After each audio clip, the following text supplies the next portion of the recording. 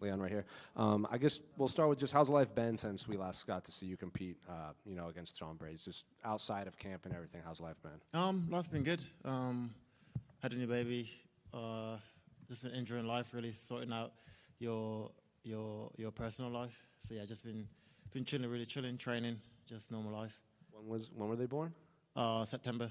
Oh, so new. So how's the sleep schedule with that? It's been good. I'm lucky enough to have a good sized house where I can go to another room. But yeah, it's been good. Well, I guess coming back, as a former champion, you get another big opportunity here in Madison Square Garden. So did you kind of have this date, or at least this month, kind of circled as when you would want to come back after that fight in March?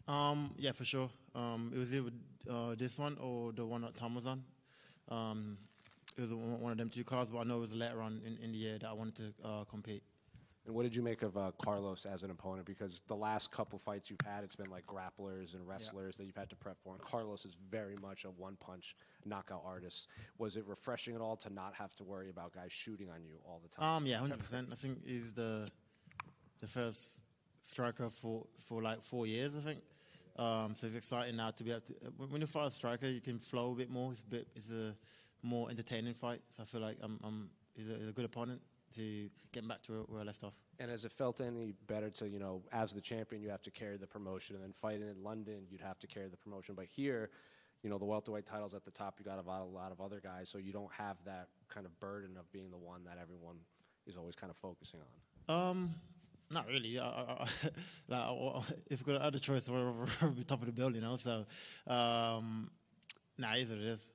What do you make of Carlos as an opponent, just overall as his skill level? Because he was in here, and we asked him, and he, didn't have many nice things to say about you. He said, his time is done.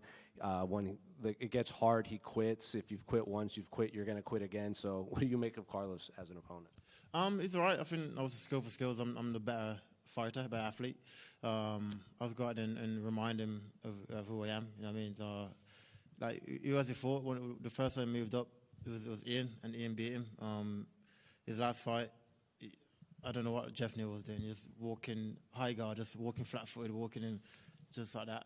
So he was there to be, and he was still on success. You know what I mean? So I think he's in for a rude awakening Saturday night. Do you feel like the forgotten man in this division? Because, Kamaru's obviously, he's come back. He said he wants to fight for the belt next. Sean Brady wants to fight for the belt. Carlos wants to fight for the belt. But it doesn't seem like everyone is kind of... That's the game, right? When Kamaru was on a 2-3 fight losing streak, they were saying the same thing. Oh, he's done, blah, blah, blah. Then he comes out, he beats... Buckley? Yeah, but beats Buckley. Now he's like on fight for the title. I think that's just the game that we're in. It's what you've done for me lately, and... It is what it is. After Saturday night, we go from there. Leon, over here too, right? You stopped Kamaru Usman from tying Anderson Silva's 16-fight winning streak in the UFC, something Islam Makhachev is going for in the main event. Can you just give us your breakdown of that fight, and do you believe JDM stops that streak? I keep going back and forth on the main event to see who wins. I think it all depends on how... Also, Islam looks first at 170, and if he comes out in heavy wrestle, there may be a probably edge Islam. But I feel like if we'll know from the first round how the fight goes. I feel like JDM does get taken down in most of his fight, but he's great at getting back to his feet, and he puts on the pace straight away. And Islam has shown in the past cardio issues as well. So I don't know. I keep going back and forth on who wins. I'm kind of still 50-50. You had a struggle to get to the top of your championship reign. It took some time. There were some challenges. I'm sure you want to get there again. How is this road back to the top going to be different in terms of the spot you're in now? I feel like I'm in a good spot. If we go out there now, like I said, Saturday night, take out Carlos. I'd love to fight again, hopefully, to come back to the UK in March, April. I'd love to fight in that card and then fight for the belt in the summer. That's where I feel like at the moment there's a little title, like a little tournament thing going on with the welterweights. There's no clear-cut contender for the title. So I think after the next few weeks, we know where everything lies. Leon, way back here. You mentioned on Embedded that you were back to 3-round fights, and I'm just curious, was this camp a little bit refreshing because you didn't have to worry about the time? It was more so explosiveness and fast pace and stuff like that? Nah, because you still prepare just as hard for a 3-round fight as you would a 5-round fight. It's more the technical side of it and how you would approach it going into the fight. But with a 3-round fight, you ain't got long to settle in. You have to get to work straight away. So, just more the different tactics and how to go about it. 100%. Are you excited to have the opportunity to do it in 3 rounds, like more of a sprint? Yeah, 100%. I haven't fought 3 rounds now for I think someone said my last 3 rounds was Gunnar Nelson. It was probably 6 years ago. So I'm excited now to go out there and be able to perform 3 rounds and just sprint it, especially with a striker. It's gonna be a good fight, And as far as being here in New York, Madison Square Garden, first time for you, what was that reaction like when you heard about this opportunity, and how exciting is it to cross MSG off the list? Yeah, I was excited. This is what every kid that competes in combat sport or sports in general has dreamt of, to get opportunity to fight in MSG, one of the iconic arena. Ali Fraser was there. Just one of these things that when you're old and sitting back, this is what you think about and talk about. So it's a great opportunity, and it's a great place for me to continue my legacy. And last question from me: we haven't seen you since your brother's big headshot knockout, the head kick.